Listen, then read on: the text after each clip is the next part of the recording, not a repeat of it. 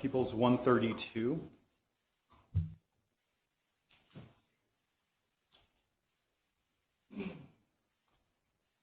See this photo? Yes, I do. And what do you see in that photo? Appears to be blood on the floor. It's the hardwood floor, which would indicate to me that was the living room area, the transition to the kitchen. Okay. And the blood on the floor, what's next to the floor there? Looks like a cushion or some kind of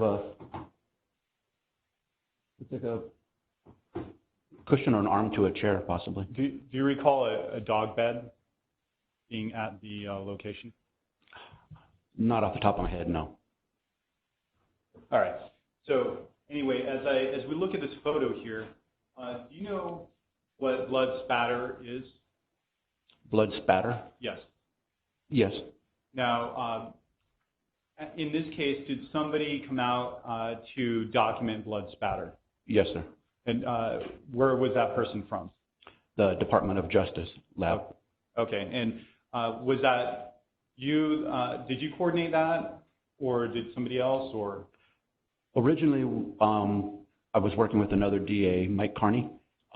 We were doing our measurements on the blood, and then it was later determined that we probably should have DOJ come out, and they responded. When we completed our investigation, they came back in and did all the measurements for blood spatter. Okay. And so you document the scene as you described by taking photographs, is that correct? Yes, sir. And then DOJ comes out, and do they take photographs as well? They take I believe they take photographs and measurements and so forth. Oh, okay. Showing you people's 131. Might be a better photograph. You see the cushion there in the top left corner? Yes, I do. Does that resemble a dog bed? Yes, it does. You said that you arrived at approximately 7 p.m. on the 17th? I got on scene at about 7 p.m. Okay. And so you were in the house for how long, would you say? I know I didn't get in the house at 7. I got on scene, so we were having to still wait for a search warrant, and I don't know how long that would have taken, usually an hour or two before we actually go into the home. Okay. Was the front door open or closed when you were inside, or when you were waiting to go inside? I believe the front door was open when I got there. Okay. And now, are there officers that make sure nobody enters or exits the house? Yes, when the initial officer got there, it would have been Sergeant Gamache. Once they go in and clear the scene, then we maintain a perimeter on that and maintain security at the front door so nobody enters. Okay. And that way nobody goes in and disturbs any potential items of evidentiary value. Is that correct? Yes, sir. All right. And then you also make sure that nobody comes out of the house, or else you might have some questions for him. Is that right? Yes, sir. When you were at the scene, or even before you were at the scene, was it ever known to you as a scene supervisor that anybody other than Sergeant Gamache and his team, after they did the protective sweep, either entered or exited the house? Not that I was aware of, no. While you, at some point you did go in the house, obviously, right? Yes, sir. When you went to the house, how long were you there? I arrived on scene at about 1900, which would have been 7 p.m. Assuming the search was maybe around 8 o'clock by the time I got in. I didn't clear the scene until 8:30 the next morning. So you were there inside the house? Maybe you went in and out for some breaks, but sure, more or less for 12 hours? 12 hours. Okay. Now, at any point in time, did you find any animals, dogs, cats? No, sir.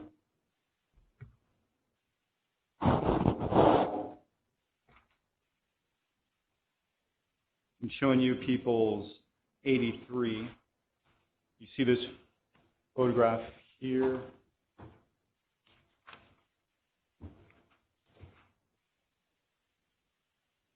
See this photograph? I do, yes. And this basically documenting some blood on a rug? Yes, sir. Okay.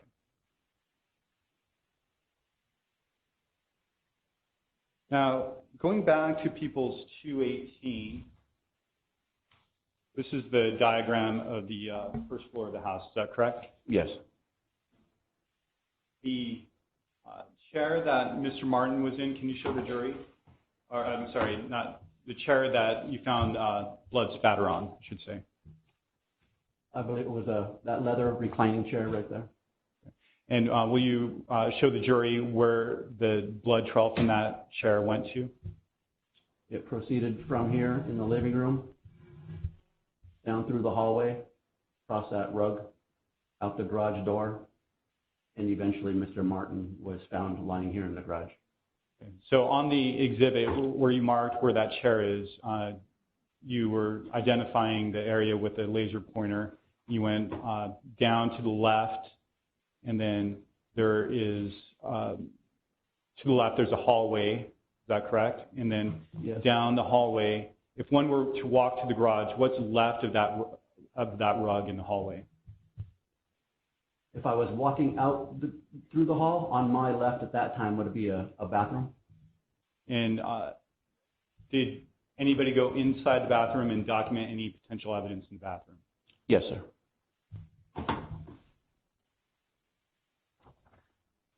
Showing you people 62.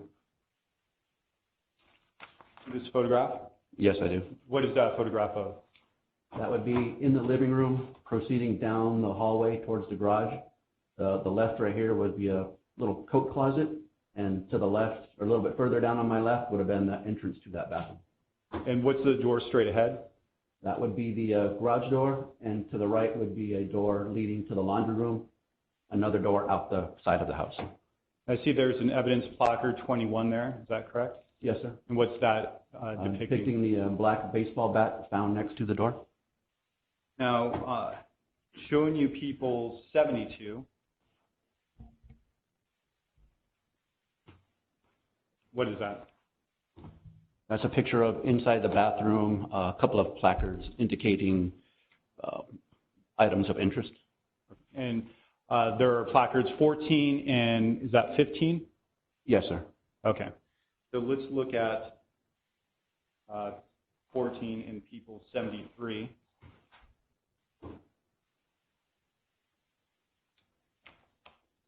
Do you see that? Yes, I do. What is the evidentiary importance in this photograph? Appears to be a blood smear on the door of the cabinet. Then showing you people 74. In that photograph, that depicts evidence placard 15. Yes, sir. And what are we looking at here? Again, appears to be a substance, possibly blood.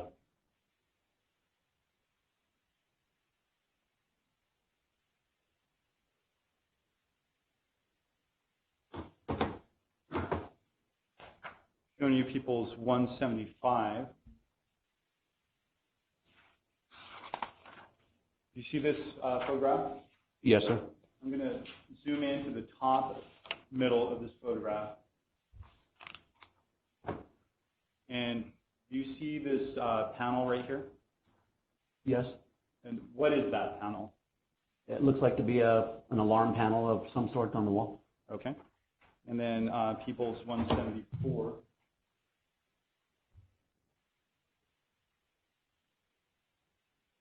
Another photograph of the living room, is that correct? Yes, sir. And harder to see, but will you show the jury where that alarm panel is that you just testified to? Again, that would be the hallway. Yeah, it's top middle of the photograph. Yes, sir. And on the wall in the hallway. Yes.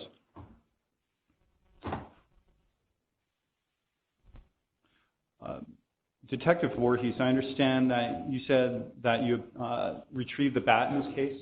Is that correct? At the scene, yes. Okay. And that was preserved in evidence? Yes, sir. At some point, did that bat go to the Department of Justice? Yes, I did. Did you, in fact, pick that up from the Department of Justice? Yes, I did.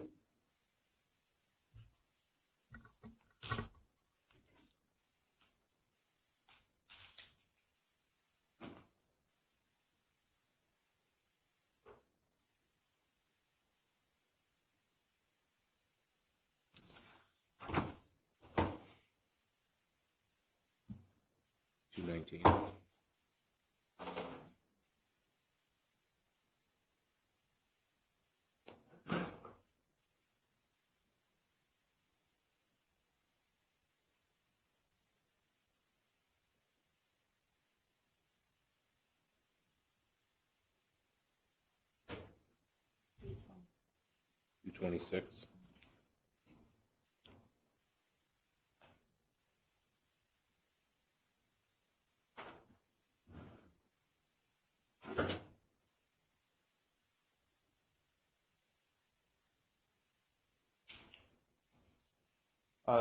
Detective Voorhees, did you memorialize when you obtained this bat, and for the record, People's 226, when you obtained this bat, did you initial it? Yes, I wrapped it in the paper. It's in a tube. It's in a tube, and I wrapped it in paper and initialed it. Yes. Oh, okay. So this bat that you retrieved from the Department of Justice was in a tube. Is that correct? It's in a plastic tube and with evidence tape that they sealed it themselves. Okay. And then you wrapped it yourself in what looks like brown paper. Yes, sir. And do you see your initials from there? Can you see your initials on it? Yes, on 3 different spots there. Okay. And is this in fact the same bat that you retrieved and then brought to court yesterday? Yes, sir.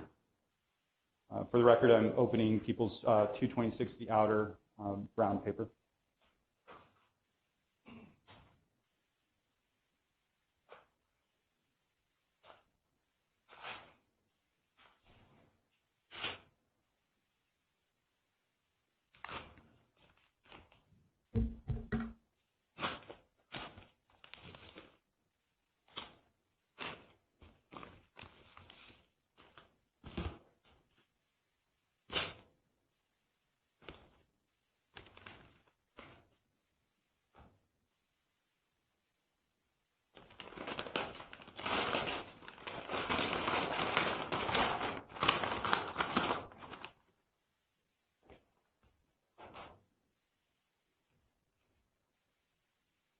Is this the bat that you obtained from the Department of Justice and also retrieved from the residence on September 17th, 2015? Yes, sir. This time, Your Honor, I'd like to publish it to the jury. Obviously, we can't pass it around. All right, then you may do so. We just hold it up in front of the jury box and then both sides of the room if you want to display it. All right, thank you.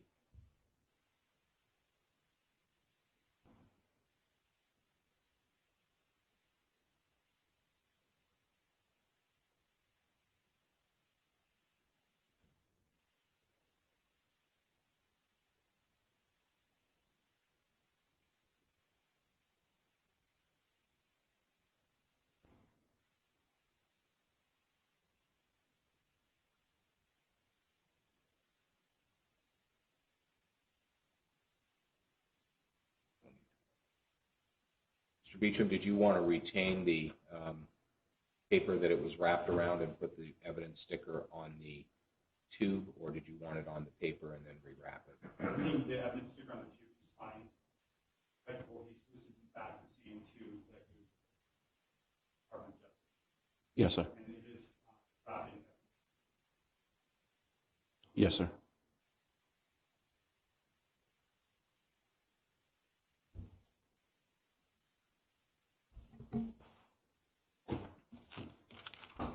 All right, thank you. All right, Cross.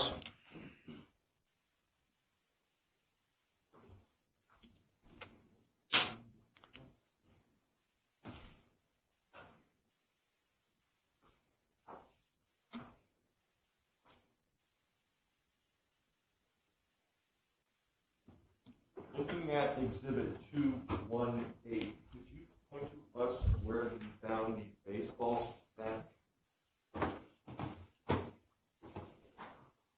This would be the hallway that we're talking about. That was the closet in the bathroom, the door leading to the garage. As I'm looking at the door, it would have been to my left in this corner, leading before out into the garage. So inside the home, in the hallway in the left corner. Okay.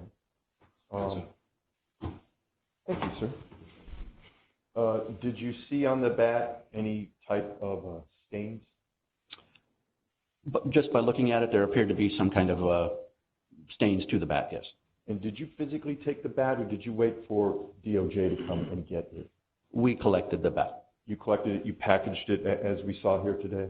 Not as you saw it, no. Our forensic technician, he collected it at that time. I'm assuming he probably wrapped it in paper, and then later on put it in a larger box once we got to the station. Okay. And it was secured in that box and then sent to the lab. And we were talking before about a dog bed. You didn't find any dogs or any other pets or animals in the residence. Is that correct? I did not know, sir. Okay, thank you. That's Any redirect? No, thank you, Your Honor. Is Sergeant Voorhees excused or subject to recall? Fine with excuse. That's fine. You're excused. Thank you, sir. Thank you. Next witness. Thank you. People call Ryan Reinharv.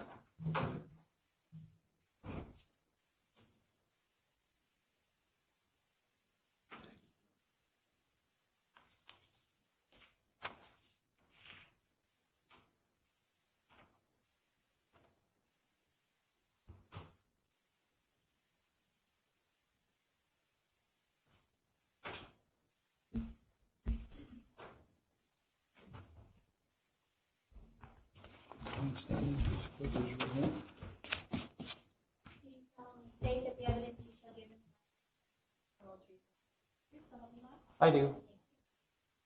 You can adjust the microphone a little, and this is a laser pointer in case you need it. Thank you.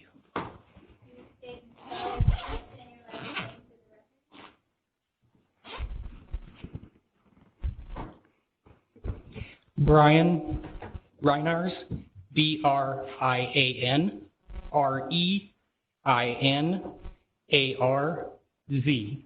Thank you. You may inquire. Thank you. Good morning. Good morning. Mr. Reinhardt, where do you currently work? I currently work for the Los Angeles Police Department. Doing what? I am a Criminalist 3 technical lead in the Firearms Analysis Unit. How long have you been working there? I've been working at the Los Angeles Police Department for just under 4 years now. So back in 2015, you worked elsewhere? Correct. Where did you work then? I worked at the California Department of Justice, and I was assigned to the Riverside Crime Lab. And specifically on September 17th, or actually September 18th, 2015, were you working there? Yes. What was your title when you worked there? I was a criminalist. What is a criminalist? A criminalist is a scientist who collects evidence, who brings it back to the laboratory or has it brought to the laboratory, who analyzes it, and who comes up with a conclusion or an opinion and writes a report and then testifies in court as to what they've found. As a criminalist, I understand that you probably, your area of expertise can vary from one field to another. Is that correct? That's correct. Okay. And as a criminalist, did you have any sort of specialized training or education? Yes. Will you please tell the jury a little bit about that? I have a Bachelor of Science degree in biology from the University of California at Riverside and a Master of Science degree in criminalistics from California State University at Los Angeles. And I've completed multiple Department of Justice training courses from the California Criminalistics Institute in the identification, documentation, collection, and preservation of evidence. In addition, I have completed training courses in blood stain pattern analysis, bullet path analysis, and reconstruction of crime scenes. After I switched over to the Los Angeles Police Department in 2017, I completed a refresher course so I could familiarize myself with the policies, processes, and procedures of the LAPD.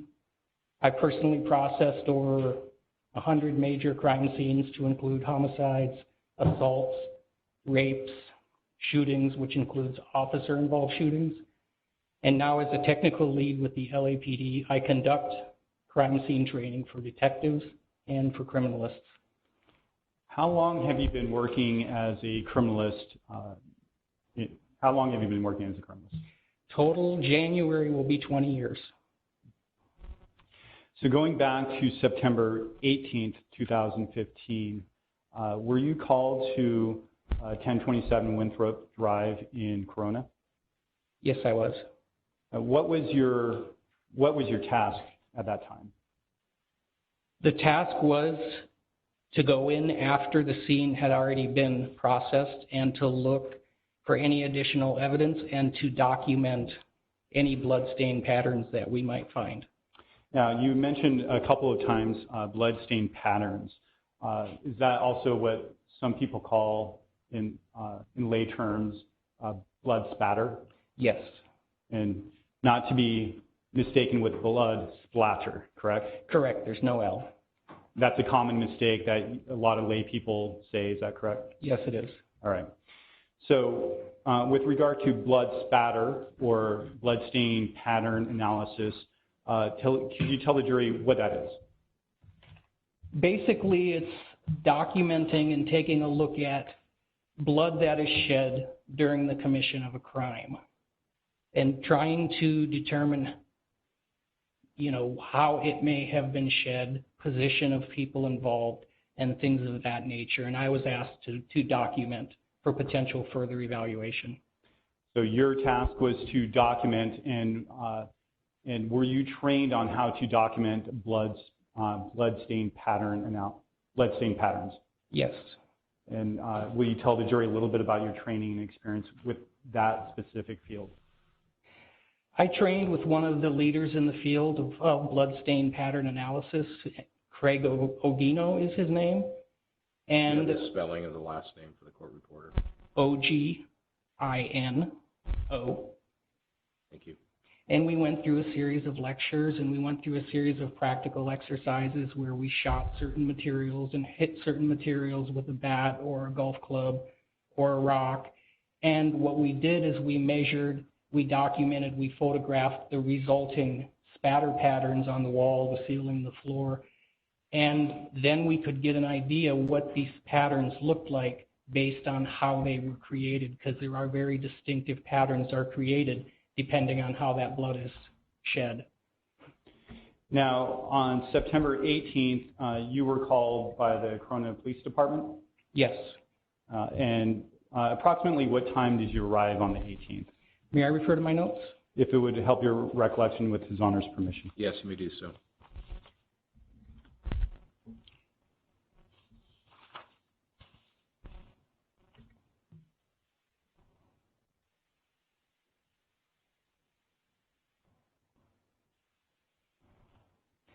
We arrived at 17:58, which is 5:58 p.m. All right. And when you're called there, you're not sure exactly what you're going to find, obviously, right? You haven't seen any photographs? Correct. All right.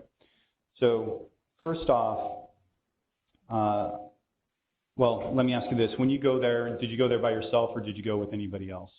I went with two other criminalists from the Riverside Crime Lab. When you arrived to the scene, what do you look for? Well, the first thing we do is we speak to the detective in charge to see what we're dealing with. We have to determine how large and how involved the scene is to determine if we need more resources, if we might need more criminalists, maybe the fire department. So we get a sense of what we're dealing with. Then we went on a walkthrough just to get an overview of the scene. When you go on the walkthrough, are you looking for evidence that might be helpful in documentation and later down the road for somebody to review and maybe give some opinions on? Yes, the walkthrough is just to get a sense of the scene, and I take notes as I'm going through the walkthrough. So what we find later on during the full scene processing may be a bit more extensive, but on the initial walkthrough, yes, we're looking just to see what it is we're dealing with and what tools we're going to need. Now, when you see blood spatter, is that always going to be helpful for somebody to give some sort of opinion on? No, not always. Why is that? Well, it just depends. You have to have nice, smooth surfaces. You want to have nicely shaped drops. If you just have a big, huge pool of blood, there's not a lot you can tell from that other than that something happened. So it just depends on what you have and what you're able to do with it based on the technology and science that we have. And you and your team took photos and documented all sorts of different potential pieces of blood stain pattern evidence? Yes. We show you People's 85. In this photograph, I'm not going to ask you exactly where that came from, but I'm going to ask you why this photograph was in fact memorialized, or why this piece of blood stain was memorialized. Do you see anything of potential evidentiary value here? Yes, just from looking at this photograph, I can see the direction that the blood was traveling. So if I work backwards, I can tell which direction that blood came from when it was shed from the body. Okay, and I'm not going to ask you, well, I'm just going to ask you what direction does it appear to be going in this photograph? It's going from left to right on the screen, slightly upward. And how can you tell that? On the right, let me see if I got this. There should be an end there for you. Right here, you have sort of a tail, and that's a splash over. If you can imagine, as the blood comes in, if this is a vertical wall and it hits, it skids until it reaches a critical point, then it breaks and it splashes off. You see the same thing with this little one over here on the left. All three of these are moving the same direction, and that's left to right, slightly upward. And there are different sizes of blood stains, is that correct? Yes. And without getting too in-depth in it, can you just give us a brief explanation as to why that might be important for somebody down the road? Basically, the higher energy that goes into the blood shedding event, the smaller the droplets are going to be. So an example I would give would be a gunshot. If you see a mist on the wall, it looks like a mist, that means that that was created by extremely high energy. And these are roughly a medium energy event, and then a big round drip, for example, on the floor would be considered a low energy event. And the higher the energy, the smaller the drops are going to typically be. So if somebody unfortunately is shot and the bullet passes through their body, there could be what you'd see, some sort of mist indicating that there was high velocity from the bullet. Is that correct? Yes, a shooting is very apparent as opposed to a drip or, say, a bloody nose. Right. So if somebody hits another person in the nose and they get a bloody nose and it starts dripping on the ground, that would be considered low velocity? Very low energy, yes. It's all right. Not moving fast at all. Showing you People's 86. You see this photograph? Yes. And do you see, what types of blood stain do you see in this photograph? This appears to me to be caused by a medium event. And why do you say that? Because of the size of it. It's not a mist and it's not a big drop. You can see there's about 1, 2, 3 millimeters long. It's probably about 1 to 2 millimeters wide, which to me indicates not a drip, but not a mist. Which direction, if you can tell us, does that appear to be going? This one's going the other way on the screen from right to left. You can see right here on the right side where it hit. And then as the blood built up sort of like a wave that breaks over on the shore, it broke off here. So it's moving right to left, almost straight across. All right. Now, showing you People's 88. What types of blood stain do we see in this photograph? This one would be a little harder for me to say because I don't see a scale for reference on what size these drops are. Okay. If it was a mist that was blown up super high, it could be a mist, but just my general viewing, they look roughly medium, but I would need a scale to say for certain. Okay. And People's 89. Again, same thing. It's pretty zoomed in, so it's hard to tell if this is a mist or not. Yes. I mean, it doesn't look like a mist to me, but I don't know how much it's blown up. Okay. Fair enough. But what I want to concentrate on in this photograph is the surface area. Anything about the surface area that either helps or does not help in blood stain analysis? There appears to be a rough texture to it.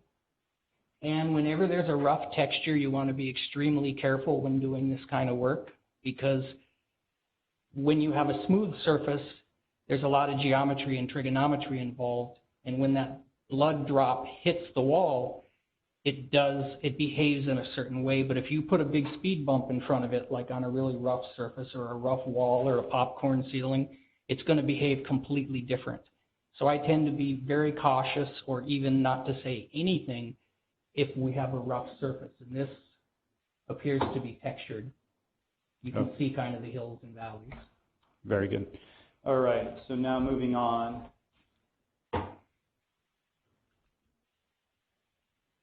Show you people's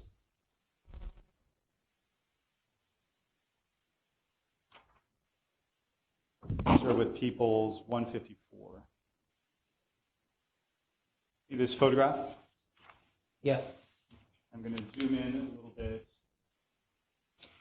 And do you see any potential blood spatter here? Potential, yes. I do see dots. I can't really see the color or much else about them. Okay, let me show you people's 155. That might assist. Change the brightness on this.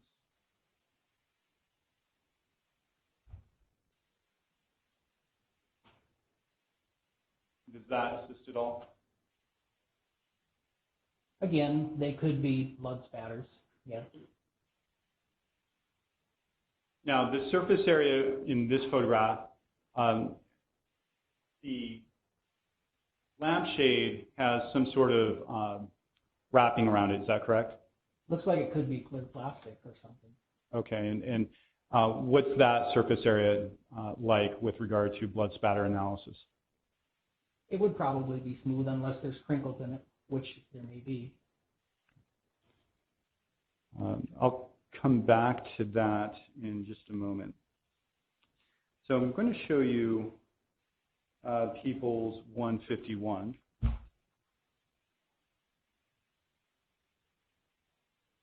And what are we seeing in this photograph?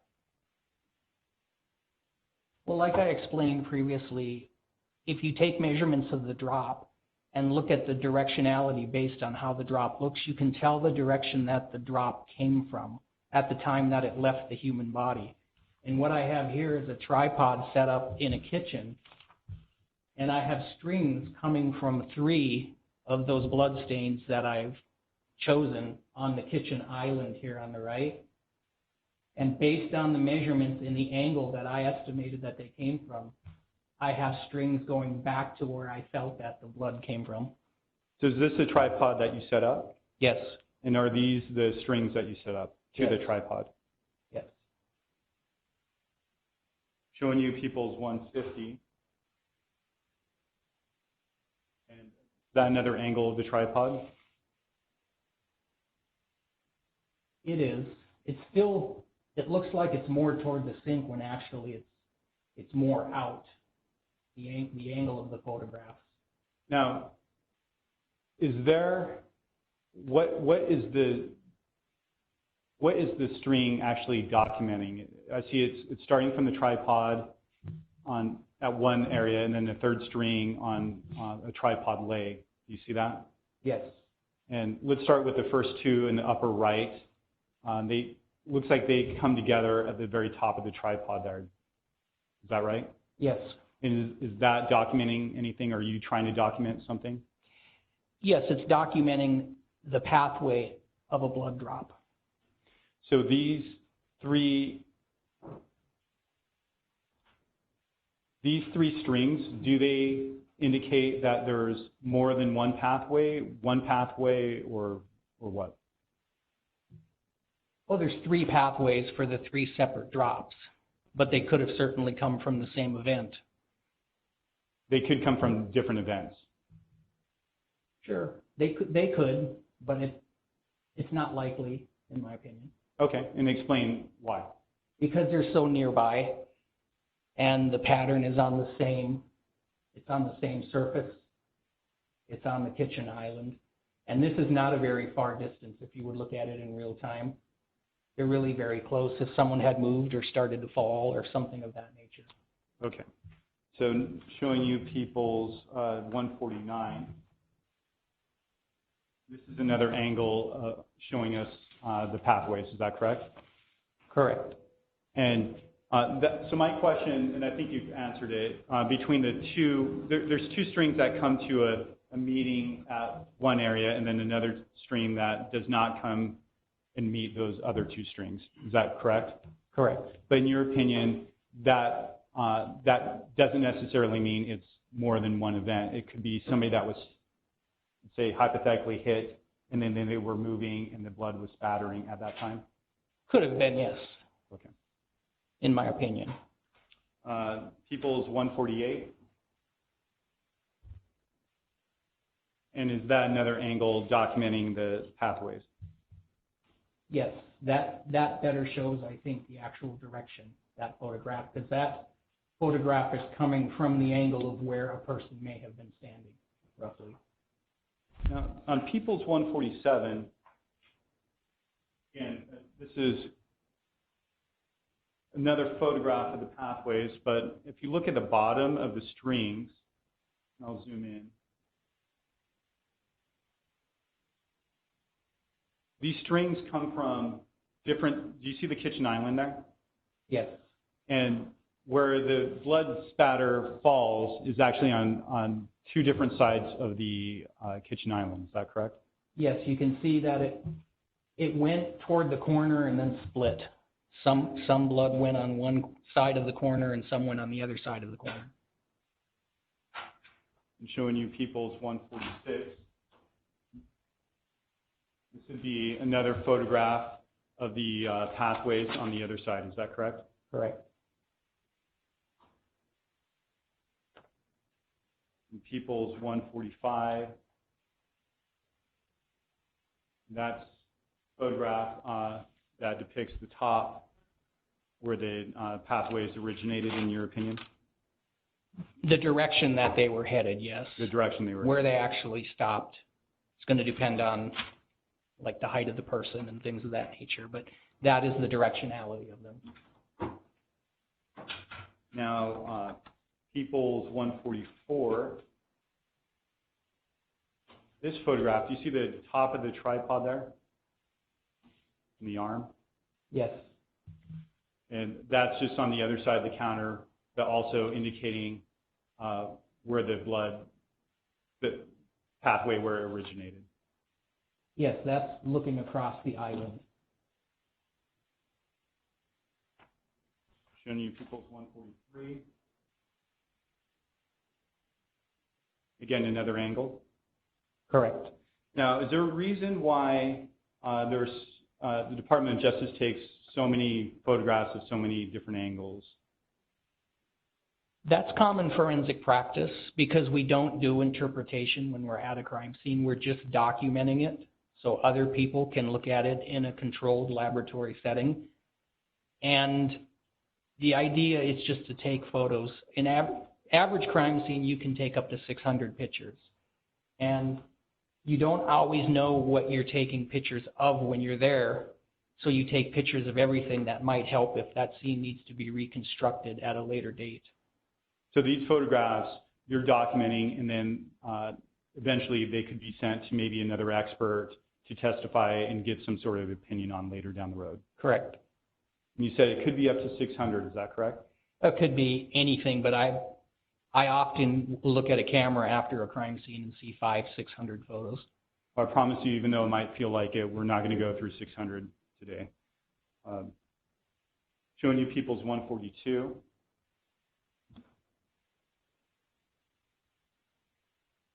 Again, another photograph that an expert could later look at. Yes. People's 141. Another angle. Is that correct? Correct. Same tripod? Yes. And then lastly, 140. This is more of an overall, I'll zoom out. That kind of an overall view of the tripod in the kitchen. It's just an angle from the end of the island, yes, but you can see an overall of the way that the tripod, the strings, and the island come together. Now, you said that the bloodstains that you found on the island were, what, in your opinion, good ones to track a pathway. Is that correct? Yes. Showing you People's 139. And this would be obviously before you attached those strings. Is that correct? It's pretty close up. But, oh, yes, now I can see the island. And now that you see, I'm going to zoom in. And do you see anything here that, in your opinion, made this area sufficient to document the pathway? Yes, it's smooth, and the drops are very well formed. They're easily measured, so I could actually get an angle off of this. I know the directionality. It's coming from, on the screen here, it's coming from the right downward. And if I measure length and width, I can get an angle and then put the string out from the surface at the angle that the drop came from. And earlier we mentioned, or you mentioned, that the pathways seem to come from two different sides of the island. Is that right? Yes, well, the drops were on two different sides of the island. I apologize, yes. So People's 138. You see this photograph? Yes. And do you see the droplets on both sides of the island? I do. Now I'll zoom in, and on the right side, what was, in your opinion, anything here that looked well enough to document and attach that string to? On the right side, you can get directionality on these. They're kind of small. I'm not sure until I see my marked exhibits which ones I actually use.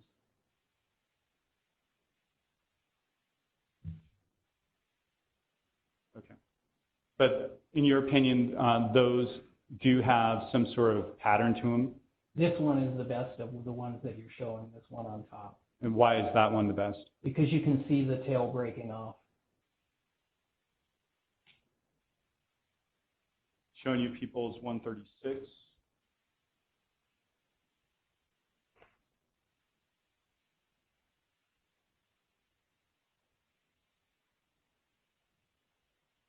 This one shows a little bit higher from the outlet there, electrical outlet. Again, documenting potential blood spatter for you to determine pathway. Is that correct? Correct. People's 135. That one's a more overall view of the right side of the kitchen island. Yes.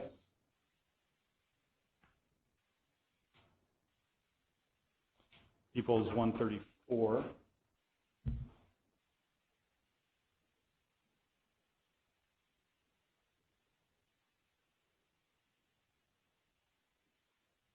This gives us well, I'll zoom out. This gives us a perspective without the strings attached. Is that correct? Correct. Now I want to show you People's 133.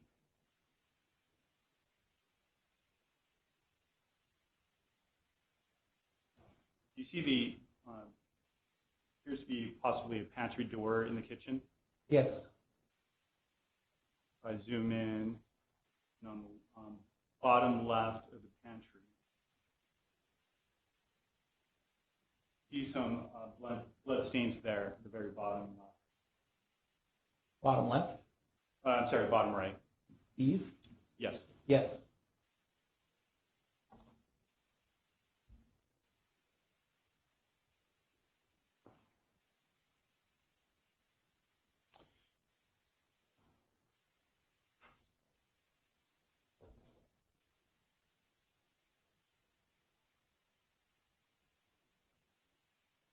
All right, now I'm going to show you People's 92.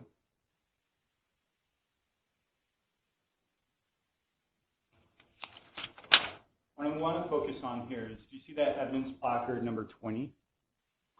Yes, I do. And it's hard to tell in this photograph, but with that evidence placard in mind, going to People's 80, and evidence placard 20 in that same photograph is on a table, is that correct, in the kitchen? That's correct. Now, showing you People's 80. Closer look at the table there. You see potential blood stain on that table. Yes. Now, what about this particular pattern? Do you have any opinion as to whether this is an ideal area to try to do some sort of trajectory analysis? This table had a couple issues. One of them, I don't see anything with any real shape or form on here. And then secondly, we were informed when we arrived that the table had been moved. So for any sort of pattern recognition, that takes it completely out of play for us because we don't know where it was at the time that the incident happened. And sometimes when first responders come to a scene, especially if they're paramedics and they're trying to save somebody's life, they have to move furniture and stuff around to try to assist the victim. Is that correct? Correct. And as a result, regardless of what their intentions are, it will affect your ability to analyze the crime scene with regard to blood spatter analysis.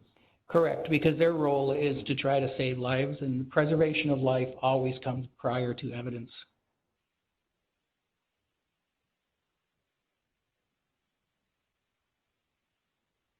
Showing you People's 82.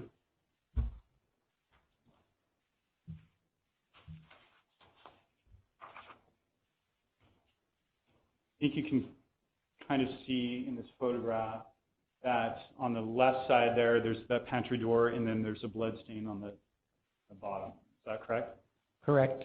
Now, in your opinion, this blood stain on the bottom, does that look like blood spatter to you? No. And why is that? It's not any sort of a drop or anything that was moving with any speed. So to me, it does not appear to be spatter. Showing you People's 79.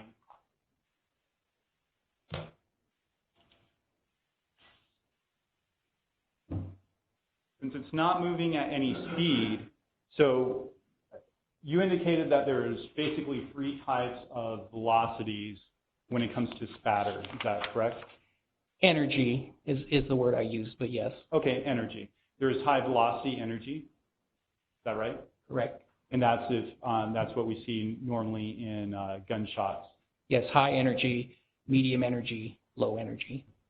And there's low energy if somebody gets punched in the nose and they get a bloody nose. It drips, correct. Okay. And what do you see with regard to medium energy? You see a clear drop like we looked at previously. You get a good clear drop that measures between 1 and 3 millimeters in diameter. That's typical of a medium energy event. Okay. Now, in this photograph, do you see any actual drops? On the top, yes. So I'll zoom in.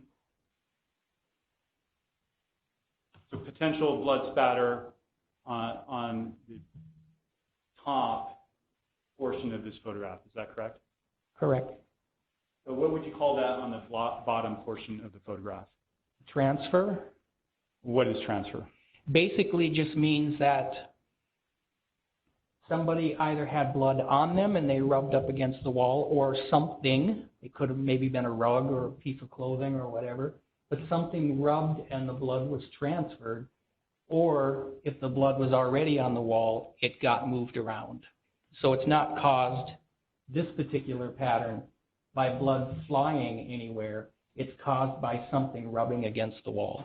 So showing you People's 183, you see more transfer in that area. Is that correct? Correct. Same photograph, or same area, but it's more zoomed in. Would you agree? Correct. Now, blood transfer, hypothetically, could that be if somebody was in a pool of their own blood and trying to move and get up or something, and they had blood on their hands and they were wiping it on the wall? Could be any sort of movement or contact between the wall and an object where there was blood involved. And do you see any evidence of blood smearing in this photograph? I do. That's kind of what a transfer is. It's the lay term would be some sort of smearing or rubbing. I don't see really any pattern per se. I just see a lot of movement, almost like painting, a child painting.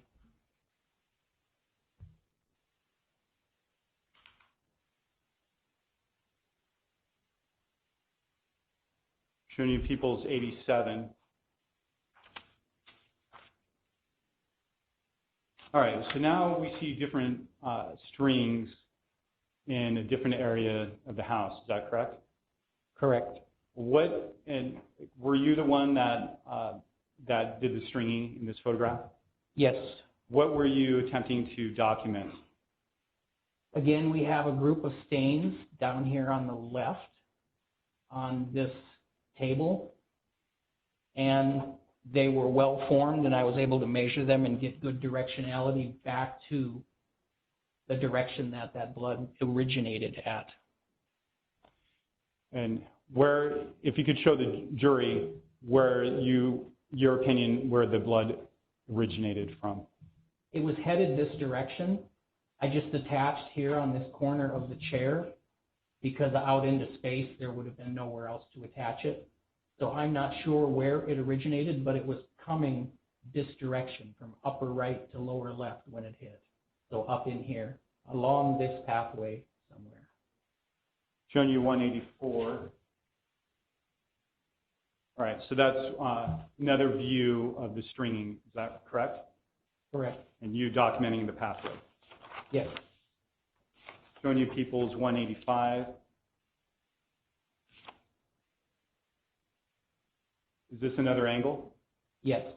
And if you can show the jury where the three strings are in this photograph. Right here. So there are three blue strings in the middle left of the photograph. Is that correct? That's correct. People's 186.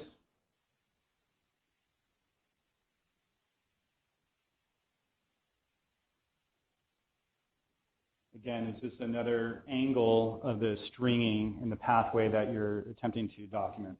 Yes.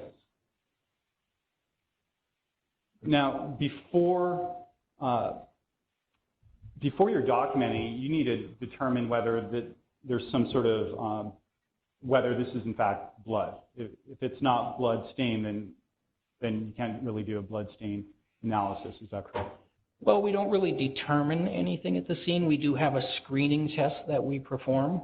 Was there a screening test that was performed at the scene? There was. We performed it on certain blood stains. We did not do it on all of the blood stains. Okay. And so, because that would probably take forever, is that right? Correct. And some of them, at some point, you come to a conclusion that it's obviously blood and you collect it for DNA, but some of it you still want to screen samples. And what was the result of the presumptive test? The ones that I screened all were positive. For blood? For blood, which means it can move forward in the DNA process. It does not confirm that it's blood. All right, thank you.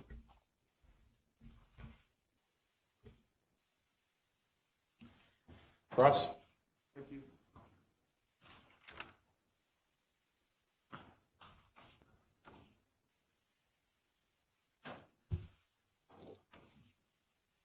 You've been at this for 20 years, is that correct, sir? Criminalistics in general, yes. Blood stain pattern analysis. How long have you been engaged in that practice? Roughly 2006. Okay, so about 14 years? Yes. About 9 years prior to coming to the scene here in this case? Yes. And prior to coming to the scene here in 2015, how many times had you done this type of analysis with the pictures and the strings and the tripod and all of that? Not very often. It's just a handful. I mean, just about every scene involves blood at some level, but the level of processing varies. So the strings, I've only done 2 or 3 times. Okay. And is that in your career or is that prior to 2015? That's in my career. Okay. Because I've since left bloodstain pattern. Now I'm doing bullet path. Okay. So do you think this was like first or second time you'd ever done this with the strings? No, this was the last time. Okay. Okay. So 2 or 3, this was either number 2 or number 3? For actually putting out the strings, yes. Okay.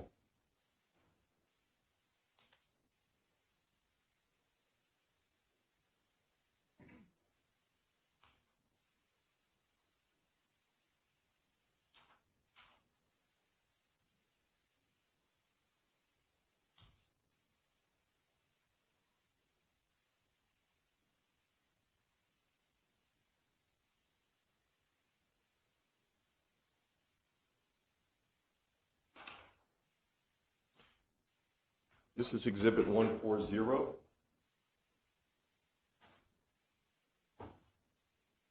The tripod in the kitchen. Who set that up? I did. And how did you determine how high to set the tripod up?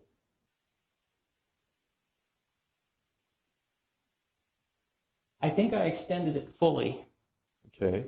I extended all the legs fully. All right. And like I said, I can't tell you where in that pathway that blood started. I just have the direction depicted. All right. That was going to be my next question. So you're not telling us that at the height of the tripod where those strings intersect, that's where the blood stain started. You're not telling us that? No. Okay. I'm telling you they just came from that direction. All right. Okay. And how high is the tripod? I actually don't know how high that is. Okay. Thank you.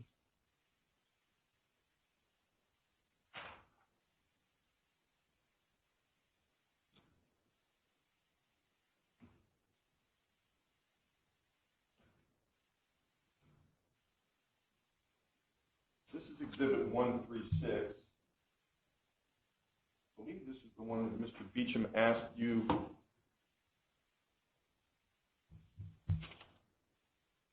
Well, one of these stains was more conducive to your analysis than the others. Do you recall talking about that? Yes. And is this the photo he showed you that where you said you liked one of these stains better than another because it was more conducive? I think it's lower, though. I think it was on the right side. Okay, let me, down there? Yes. Okay, and so which of these stains did you feel was more conducive to your analysis? This one is really good. Okay, and that's center upper left? Yes. And again, why is that more conducive to your analysis? Because you can see a nicely formed shape with a tail, so you can get a clear directionality, and it's an ellipse, so it's easy to measure the length and the width, so we can use our calculation. And is that, and I know it's been some time, but is that the one that you attached the string to? I'm not 100% sure, but there are pictures that show Okay. which ones are labeled and then have the string attached to. The one at the bottom, right center, could you circle that for me, please? That, to me, looks almost as good as the one in the upper left. It's not as fat at the top, but you have that tail. Why is that not one that you would like to analyze? This wasn't as clear of an ellipse. When blood flies through the air, the drops are in the shape of a sphere, and when they hit and spread out, you get a nice ellipse. This looks really rough and jagged, so I wasn't as enamored with this one as I was, say, with something like this. That's like a textbook blood drop. Okay. And just so we're clear, you're using your strings to show where the blood came from, but you're not telling us that it came from an excess from a blow as opposed to coming off an instrument. Is that correct? It doesn't appear to be cast off. That would be a whole separate pattern that I did look for. All right. And I did not notice any cast off patterns on the ceiling or on the walls. It appears to be impact to me. Okay, and can you explain to the jury the difference between a cast-off stain and an impact stain? A cast-off stain is if you continue to hit somebody that has blood pooling, as the weapon comes back, if it's just loaded up with blood, that blood will fly across the ceiling. and it'll fly across walls and things like that. And it has a very specific linear pattern. You'll see a whole row of little stains in a row, and that gives you what's known as a cast-off pattern, because that's not from the actual impact. That's from the weapon coming back and the blood flying off of it. Now, I noticed, like in this picture that we're looking at, 138, and in a lot of the pictures, we had the traditional stains. 136. Sorry, I'm sorry. 136. Thank you, 136. We had the traditional stains that you wanted to analyze with the big head and then the tail. And then we also had droplets. Do you remember that, seeing in a lot of these pictures? Just circular drops? Yes.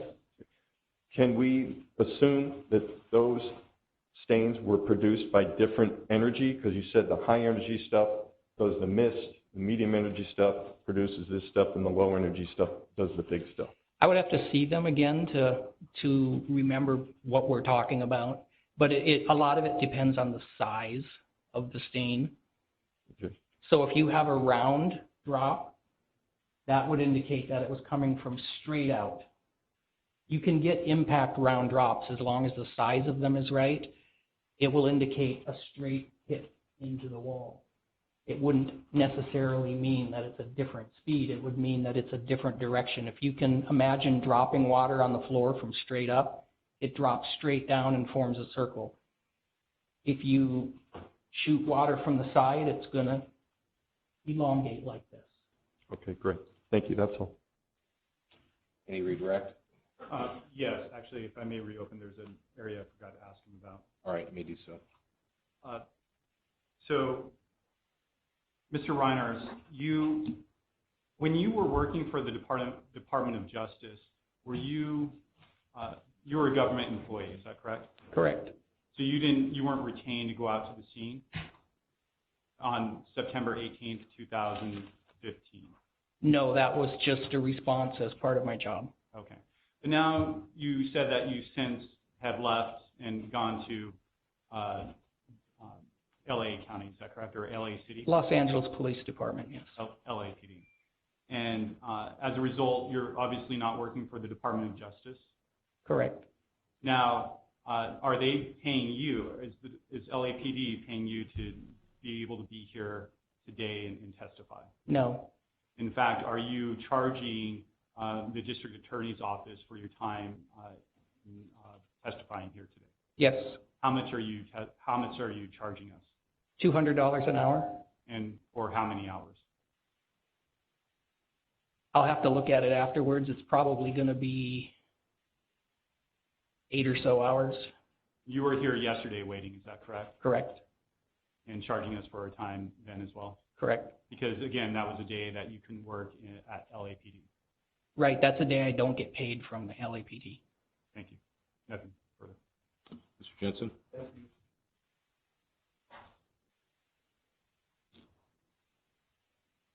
Going back to what you told me on my questioning, you said you looked for cast off, but you didn't see any. Is that correct? Correct.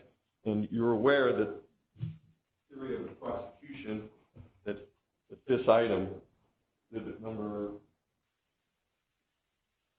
226? 226. This item, this baseball bat, exhibit number 26, that this item caused the blows that caused this splatter. Are you aware of that? Yes. Okay. So an item like this, if you're swinging this item to cause this, wouldn't you expect cast off?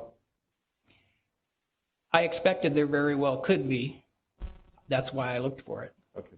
But it just depends really on how the body is struck. If the person is hitting the body in the same exact spot every time, the first hit, there's no blood, then the blood pools in the wound, and if you continue to hit that wound, that's when you get a lot of blood on the weapon.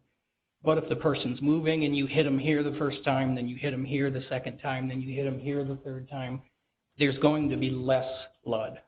So it depends on factors like that. But yes, I did expect to see cast off, but it's not a given that you're always going to see it. Thank you. That's all. And when you indicated here, here, and here, you were pointing to different spots around your head. Correct. All right. Mr. Beecham? Very briefly. So, for instance, if somebody's hit on their arm but doesn't break the skin, it's not going to create any cast off. Is that right? Correct. The first blow, there will never be any blood. So even if somebody winds up with a baseball bat and swings as hard as they can and hits them straight on the let's say forehead, there's not going to be cast off. No, because the blood has not exited the wound yet. You Right. basically hit the exterior, and it's going to be the second hit in the same spot where you start to see the blood flying. Now, could there be impact blood spatter from that first hit? No, Because again, there's no blood leaving yet. Is that nothing's out of the body yet. But if there's another hit, then you can determine whether, at the exact same spot, whether that's going to be impact versus cast off.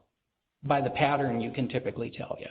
Right. And in this particular case, you didn't see any cast off, which could mean that it was different areas that people were hit. Yes. Thank you. Mr. Jensen? Nothing. Witness excused or subject to recall? It's fine. You're excused. Thank you, sir. And ladies and gentlemen, we'll go ahead and take our morning recess at this time. Remind all of you not to discuss facts of this case amongst yourselves or with anyone unrelated to the trial, not form or express any opinion until you've heard all the evidence. We'll come back at 10 after 11.